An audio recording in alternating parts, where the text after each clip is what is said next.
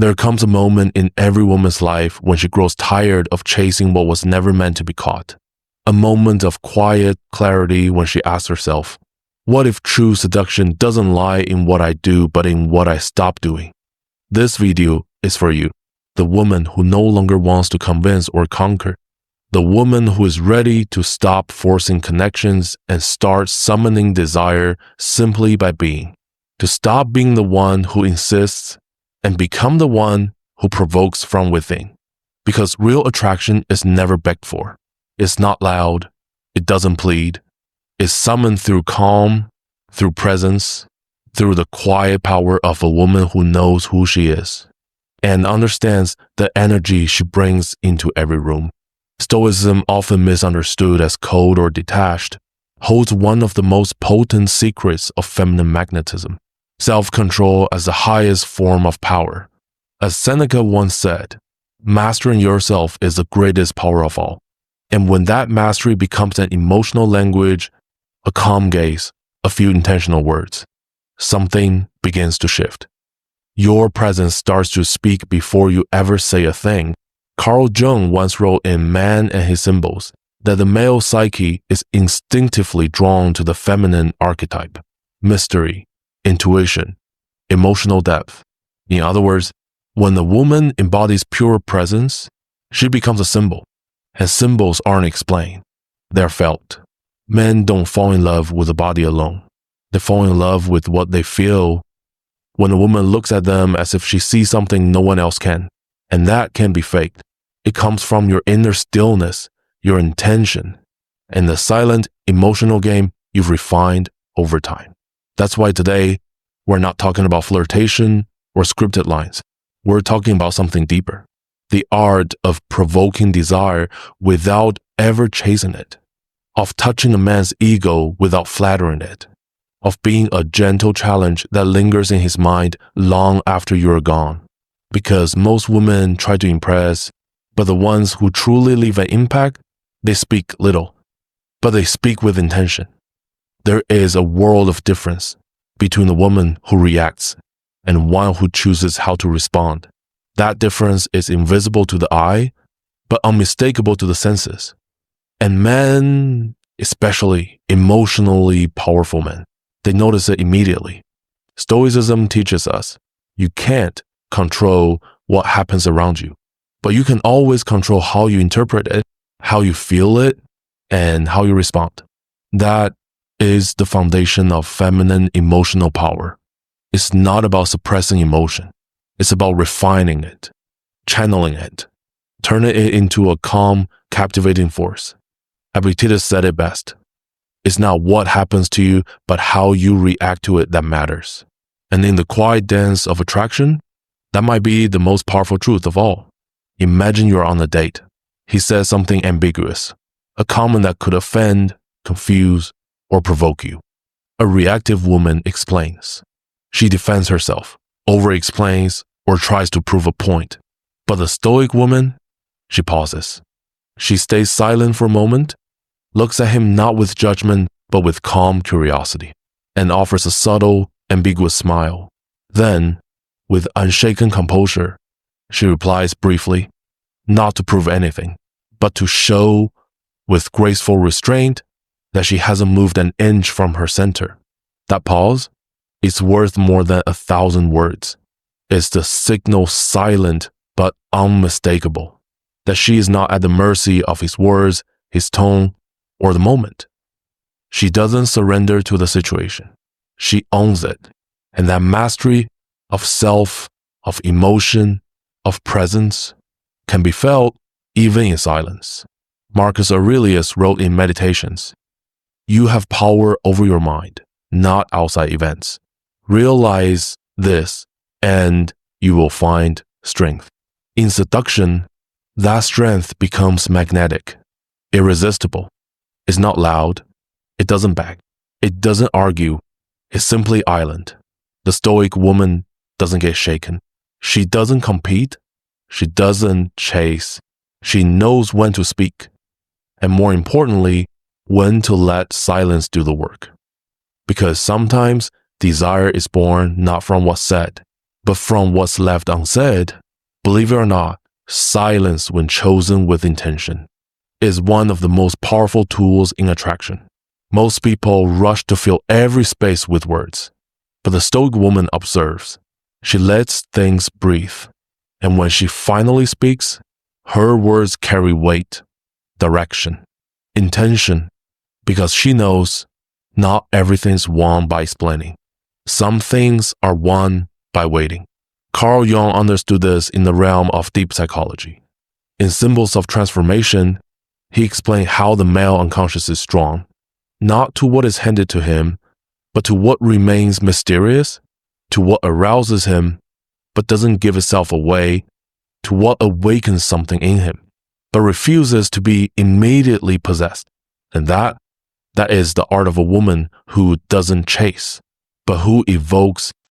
It's a psychic dance between the desire to dominate and the fascination with what remains untamed.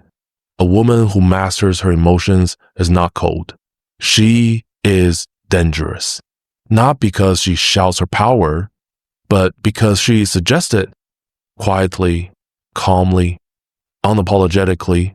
She is the kind of woman who leaves emotional marks, not because of what she says, but because of what she makes him feel. And that calm, it doesn't come from pretending. It comes from self-observation, from asking herself, moment by moment, am I acting from need or from choice, from anxiety or from confidence? A woman who lives from that place doesn't need to manipulate. She doesn't chase. She doesn't perform. Her mere presence, the way she looks, the rhythm of her voice, the silence between her words, communicates something far more powerful than any outfit or compliment ever could. True feminine presence doesn't compete. It doesn't try to please. It doesn't rush to fill empty space. It sustains itself. Like an inner pillar, a center of gravity so rare, it becomes magnetic. And rarity, by its nature, intrigues. Mystery doesn't lie in silence alone. It lies in knowing when not to say everything, in choosing what to leave unsaid intentionally. When a woman applies the principles of Stoicism, her language changes too. She no longer speaks to gain approval. She speaks to reveal, to provoke, but never to compensate for lack. She doesn't over-explain. She doesn't justify her feelings. And when she chooses to be vulnerable, she does so with intention, not from emotional overflow, but from emotional authorship. That is the difference between a woman who simply moves people and a woman who impacts them. One speaks from the need to be seen, the other from the quiet awareness of what her presence already evokes. That's why, on this path, emotional self-control is not repression. It is alchemy. It's the ability to transform every feeling into something that serves your deeper purpose. When she feels desire, she channels it through her gaze. When she feels anger, she turns it into powerful, intentional silence. When she feels tenderness, she expresses it with elegance without fear. And that, dear woman, is power. The kind of power that doesn't chase, doesn't beg, doesn't shout. It waits. And in waiting, it provokes. Carl Jung wrote in The Dynamics of the Unconscious, everything that irritates us about others can lead us to an understanding of ourselves. What if seduction isn't about them at all? What if it's about you? About how deeply you can know yourself, and from there, provoke? Men feel it when they're around you. They may not be able to explain it, but they sense it. And what draws them in isn't just you, it's how they feel when they're near you. Confused, excited, hungry for something they can't quite name. And can't forget a woman who doesn't react automatically, who isn't easily thrown off by every word, every look, every change in tone, is a woman who becomes unpredictable, and unpredictability seduces. There's something more captivating than a perfect body. A single word spoken at just the right moment, with the right intention, in the exact tone that leaves no room for doubt yet invites wonder. Emotional language, the kind that doesn't shout but still strikes the heart, is the silent art of attraction. A woman who masters the art of subtext isn't seeking approval. She speaks from her center. She says just enough, and what she doesn't say becomes even more powerful. Subtext is what lives beneath the surface of words. The energy, the vibration, the emotional clarity behind your expression. And if there's one thing Stoicism teaches with precision, it's this: to act from clarity, not chaos. To move with purpose, not panic. Seneca once said, "The greatest freedom is to be the master of oneself." And when a woman speaks with emotional intention, without rushing, without needing, without fear, what she's truly saying is, I am free. I don't need to trap you. I'm simply allowing you to see me. Carl Jung, in The Psychology of the Transference, wrote, "In every human interaction, unconscious elements are projected." In other words, you're never just speaking, you're triggering something within the other, and if you know how to do that with elegance, you can make a man feel deeply drawn to you, without him fully understanding why. A woman who masters her emotional language doesn't reveal herself impulsively. She doesn't overshare. She doesn't spill her soul just to feel seen. Because when she chooses silence, when she slowly speaks a phrase full of meaning and presence, something in him awakens, and that is what he doesn't forget. What makes a woman irresistible isn't what she says. It's what she makes him feel through what she says. Imagine you're sitting across from him. He expects you to be like the rest, to laugh too much, to try to impress, to follow the script, but you don't. You speak with pauses. You hold his gaze, calm and steady. You lower your voice just slightly. And when you say something, you say it like a secret, one that only he deserves to hear. That is emotional seduction. And Stoicism is the path that teaches you to speak, not from anxiety, but from alignment, to sit in silence, not out of discomfort, but out of power, to stop seeking approval because you've realized your presence is already enough. A Stoic woman speaks when she wants to communicate, not when she needs to feel silence. And that subtle difference, it changes everything. Carl Jung wrote in Psychological Types that every person emits a kind of psychic energy, one that subtly influences the emotional field of others. And when a woman's energy is centered, when her language is sober and intentional, she awakens something deep in the man: admiration, desire, and most of all, curiosity. Because a woman who doesn't reveal everything, who answers with just enough ambiguity, becomes a mystery. And mystery is the food of desire. Now listen carefully. Mystery is not coldness. It's not about pretending to be distant or disinterested. It's about play, with words, with tone, with emotion. It's about speaking in a way that's felt but not immediately understood, giving him an emotion he can't name. And that's exactly why he wants to feel it again.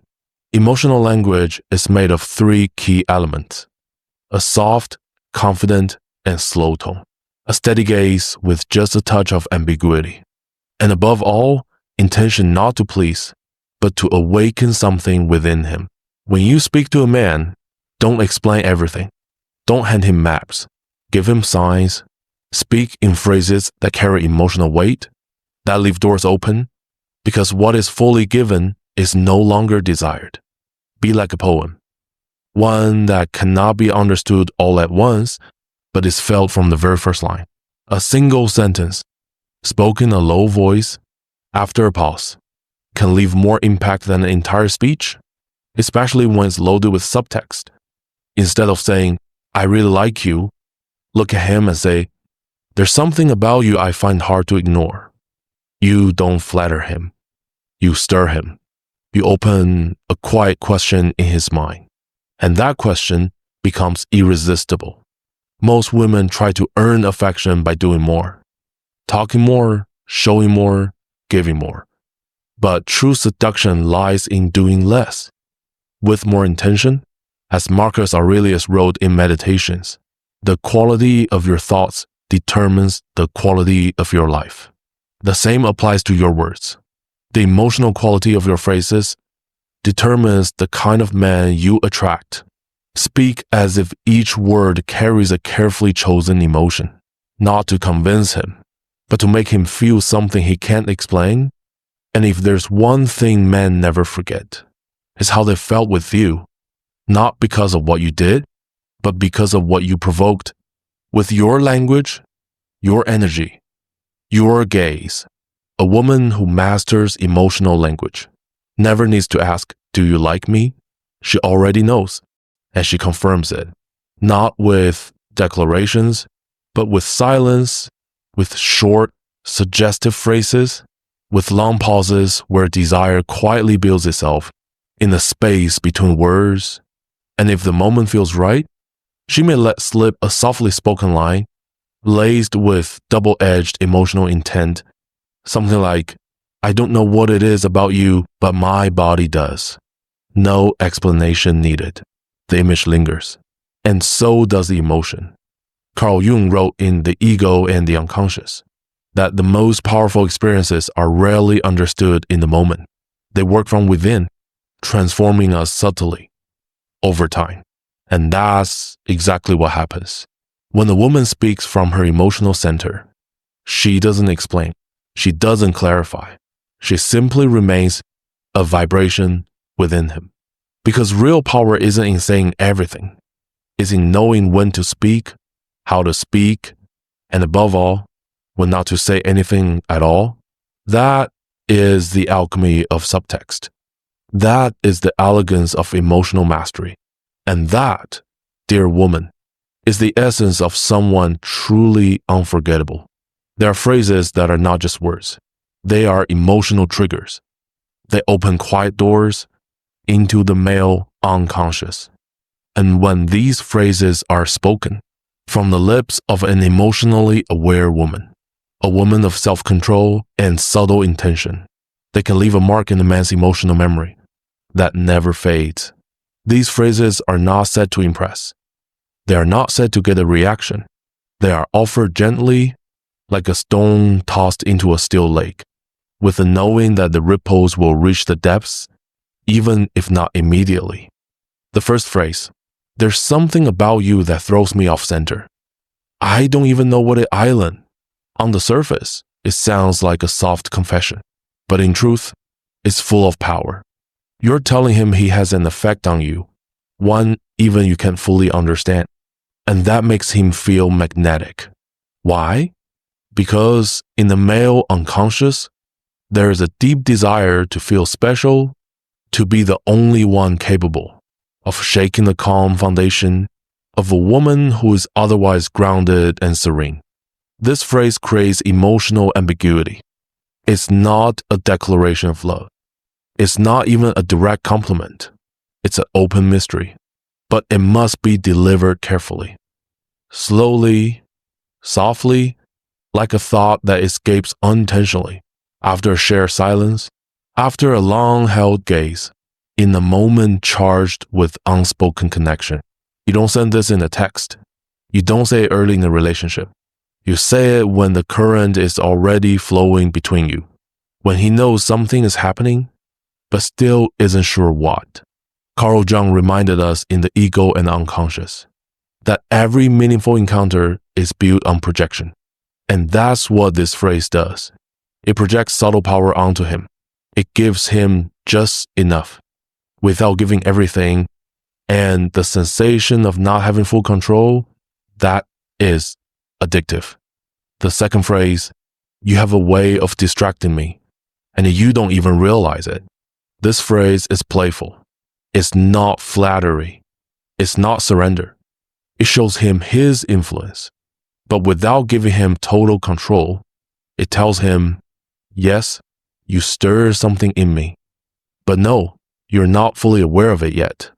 And that makes him want to know more. It awakens his desire. to prove he could affect you even more. If he wanted to, tone is everything here. It should never sound rehearsed, never calculated. It should arise in a moment of laughter, of intimacy, of shared emotional space. Said with a smile, just a hint of provocation. This phrase achieves something rare. It unbalances him because it gives and takes away.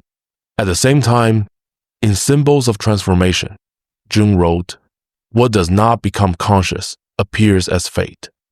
And that's exactly what this phrase does. It brings something to the surface. He didn't even realize what's happening. And once he sees it, he can't stop thinking about it. It's not that you lose focus. It's that now he needs to confirm it. But remember, don't say it in a message. Don't use it as flattery. And never say it if you're not emotionally centered. This phrase only works when you know deep in your core that you are playing from your center, not from a need to be seen, chosen, or approved. The third phrase, if I kissed you right now, I know you wouldn't be able to resist. You're not asking for a kiss. You're not even saying you'll kiss him. You're not seducing with action. You are seducing with certainty. You are making a statement, an inner knowing. You're taking emotional control of the moment, and you're making him imagine it, feel it, crave it. But you don't move. This phrase only works if you can deliver it with presence, a steady gaze, a soft, low voice, and stillness, real stillness. The kind that says, I already know what this moment holds. I don't need to prove it. You say it after a conversation that's gone deep, on a night charged with tension, when silence is no longer empty, but electric.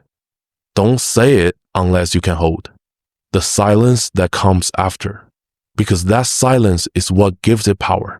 This is not a joke, not a line, not a tease. It is a mix of certainty and restraint, of desire and command. And what it provokes is not action, it's an image. And as Jung wrote in Man and His Symbols, an emotion tied to an image is more powerful than 1,000 rational words. When you say this to a man, you're not just speaking, you're creating a scene in his mind, one that returns to him later. When he's alone, when he remembers, when he looks for you and doesn't know why. These phrases work not because of their cleverness, but because of what they withhold. They don't explain, they don't chase, they don't seek validation. They are emotionally ambiguous. And ambiguity activates the most primal parts of masculine desire. What all these phrases have in common isn't their wording, it's the energy behind them. If you use them from insecurity, from the need to be liked or chosen, they lose all their power. But if you speak them from your center, with no need for anyone, only the choice to stir something within him, they become something else entirely. Art. Anyone can learn words. Anyone can say a phrase. But only a woman with emotional presence can make it resonate in a man's memory for days, weeks, even years. Because what stays isn't the phrase. It's a feeling it left behind. And that feeling is built in the details. A steady gaze, a pause before speaking, a breath taken after, the exact tone that leaves him wondering, was it a provocation, a confession, or a dream? Jung spoke of feminine archetypes as inner forces that live beyond conscious thought, and a woman connected to her emotional power, to her calm, her silence, her intention. She doesn't just speak words. She embodies those archetypes. She becomes more than a woman. She becomes a symbol. And as Jung said, symbols are not understood. They are felt. And what is deeply felt is pursued. So this is not just about the phrases. It's about you, the woman who speaks them, the tone behind your voice, the place you're speaking from. It's about no longer living in the energy of chasing, but in the energy of summoning, Let your words become vehicles, not of lack, but of magnetism. These phrases are not shortcuts. They are tools. But you are the fire that lights them. And when you speak from that calm, grounded flame, with intention, with clarity, with presence, you stop being just another woman. You become an emotional experience. And men, they don't forget experiences. They chase what they can't explain. They desire what makes them feel unique, challenged, stirred. That is the key. It's not about what you say. It's about where you're speaking from. And that, dear one, is what makes you unforgettable. A woman may have presence, beauty, intelligence. But if she speaks from the wrong place, if her words come from fear, from need, the magic breaks. Because attraction isn't just what you do. It's the energy behind what you do. And when that energy is calm, clean, and sovereign, there's nothing more magnetic. And this is where many women unconsciously sabotage their own power. Not through what they say, but through what they transmit. One of the most common mistakes is acting from lack. From the urgency to be liked, to be chosen, to feel validated. That energy is felt. It's not spoken, but it seeps through every gesture. A message sent too quickly. A phrase offered just to confirm what she's hoping to hear. A laugh that comes too easily. And when a man senses that energy, that soft undertone of need, something inside him begins to shift. Because men don't desire what chases them. They desire what moves them, what challenges them emotionally, what awakens something within them, without ever begging for it. Even subtle emotional anxiety, the kind you think you're hiding, pollutes the vibration, and desire needs space to grow. Another mistake is using emotionally powerful phrases, without honoring the timing, without caring for the tone, without holding the energy those words demand, saying, "There's something about you that throws me off center," in a text, with an emoji, like it's a joke. It's like tossing poetry into a void. It loses all meaning. Because it's not the phrase that seduces. It's the moment, the tension, the pause before it, the emotional weight behind it. Used without intention, these phrases become cliches, copy-pasted lines, stripped of soul. And a sensitive man, a man with depth, can tell the difference instantly between a woman who embodies her words and one who repeats them, hoping for a reaction. Another quiet but damaging mistake is trying to maintain his interest by always being available, responding instantly, sending indirect messages, testing his attention. What this creates is emotional fatigue. Masculine desire doesn't bloom in noise. It blooms in space, in mystery, in emotional pauses, where he can miss you, imagine you, reconstruct your energy in his mind. If you're always present, always visible, always offering something, there's no room for him to move toward you. And when a man doesn't move emotionally toward a woman, there's no tension. And without tension, there's no desire. One of the most misunderstood mistakes, confusing authenticity with emotional overflow. Showing vulnerability doesn't mean revealing everything. It doesn't mean crying on the first date. It doesn't mean unpacking your trauma to forge connection. True vulnerability is not impulsive. It's not a cry for closeness. It's a choice. A conscious offering of self, shared from strength, not from the wound. A man may feel compassion for a woman who emotionally unravels, but compassion is not the same as desire. Attraction doesn't arise from emotional chaos. It arises from contrast. A woman who feels deeply but chooses when, how, and how much to show. That is power. That is emotional magnetism. A woman who exposes herself with awareness generates respect and desire. But the one who overflows without a filter creates only confusion. And finally, one of the most subtle yet most destructive habits, talking too much, filling every silence, explaining every emotion, justifying every feeling. Silence is not your enemy. It is your ally. It is in silence that tension grows, presence deepens, and emotion is felt more than spoken. When you speak without rhythm, without pause, without intention, it's like music without tempo, flat, predictable, exhausting, and it leaves no space for him to feel what truly matters, how he feels about himself when he's with you. Because attraction isn't about impressing him. It's about awakening something in him, something he wants to come back to. Every mistake made from anxiety, from need, from impulsiveness, sabotages your ability to create authentic desire. You don't need to be perfect. You simply need to be centered, to inhabit your own presence, to speak with intention, to move from choice, not compulsion. Because in the end, what a man truly desires is a woman who knows how to make him feel, something he can't explain. There is a kind of power that doesn't need words, doesn't demand, doesn't chase. It is the power of a woman who no longer tries to be liked because she has learned how to fully inhabit herself. A woman who no longer begs to be chosen because she has already chosen herself. A woman who doesn't chase love because she is love in its highest, quietest, most magnetic form. Stoicism is not coldness. It's contained fire. It's knowing you have emotions, desires, impulses, but you lead them. They don't lead you.